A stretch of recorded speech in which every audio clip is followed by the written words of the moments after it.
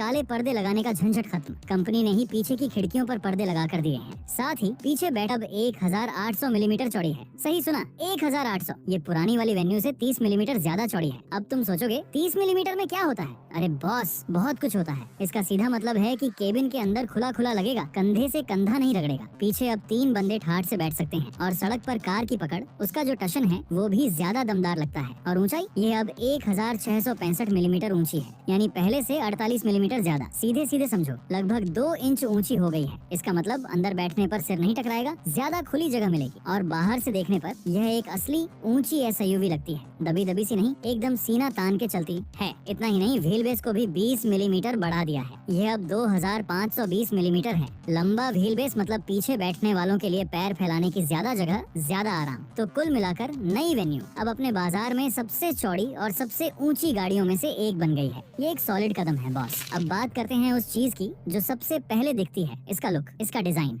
Hyundai ने इसे सिर से पांव तक नया कर दिया है। सामने से देखो तो नजर ही नहीं हटेगी। यहाँ आपको क्वाड बीम एलईडी हेडलैम्प मिलते हैं। डिजाइन थोड़ा हटके है, पर सच कहूँ तो एकदम भविष्य की कार लगती है। इसके ऊपर आपको एक क्षितिज एलईडी पोजिशनिंग लैंप मिलता है जो कार की पूरी चौड़ाई में फैला है। रात में जब ये जलेगा ना तो दूर से ही पहचान में आ जाएगी कि नई वेन्यू जा रही है। ग्रिल को देखो जरा, ये एक डार्क क्रोम रेडिएटर ग्रिल है, बहुत चौड़ी, बहुत दमदार। ये कार को एक बहुत मजबूत लुक देती है, एकदम रोबदार। बम्पर भी एकदम नया है जिस पर तगड़ी डिटेलिंग और सिल्वर फिनिश है। साथ ही हवा के लिए असली कटआउट भी है, सिर्फ दिखाने के लिए नहीं। जब आप कार को साइड से देखते हो तो बदलाव साफ नजर आता है। अलॉय के ऊपर जो तेज लाइनें हैं वे आपको थोड़ी थोड़ी टूसॉन और एक्स्टर की याद दिलाएंगी। ये पहले वाली वेन्यू से कहीं ज्यादा गहरी और कड़क है। साइड में मोटी काली पट्टी यानी क्लैडिंग का मस्त इस्तेमाल किया है जो इसे एक रफ टफ एसयूवी का लुक देता है। और यहाँ एक बड़ा बदलाव है, इसमें अब एक पिछला छोटा शीशा क्वार्टर ग्लास भी दिया है। ये छोटी सी चीज केबिन को अंदर से बहुत हवादार और बड़ा महसूस कराती है। सी पिलर जो काला रखा है उस पर एक सिल्वर पट्टी है जिस पर वेन्यू नाम लिखा हुआ है। एकदम प्रीमियम काम किया है हुंडई ने। नए डिजाइन के 16 इंच के डायमंड कट अलॉय व्हील इस लुक को पूरा करते हैं। और हाँ, ब्रिज टाइप रूफ रेल्स भी हैं जो सिर्फ टशन के लिए नहीं, मजबूत भी हैं। अब पीछे चलो, यहाँ भी कहानी पूरी नहीं है। आजकल का जो स्टाइल है वैसा ही एक rear horizon LED tail lamp दिया है जो एक सिरे से दूसरे सिरे तक जलता है। ये एक काली पट्टी के अंदर लगा है जिसके बीच में वेन्यू लिखा है। पीछे का बम्पर भी सामने वाले बम्पर जैसा ही तगड़ा है जिसमें डुअल टोन डिजाइन है। दोनों तरफ एला कार के रिफ्लेक्टर भी दिए गए हैं। सब मिलाकर बाहर से यह कार अपनी कीमत से कहीं ज्यादा महंगी और बड़ी लगती है। ये बिंदास है, ये नई है और यह सड़क पर सबका ध्यान जरूर खींचेगी। ये पक्की बात है। अगर तुमको लगा कि बाहर का डिजाइन जबरदस्त था तो जरा रुको, असली धमाका तो हुंडई ने अंदर किया है। जैसे ही तुम दरवाजा खोलकर अंदर बैठोगे तुम बोलोगे, क्या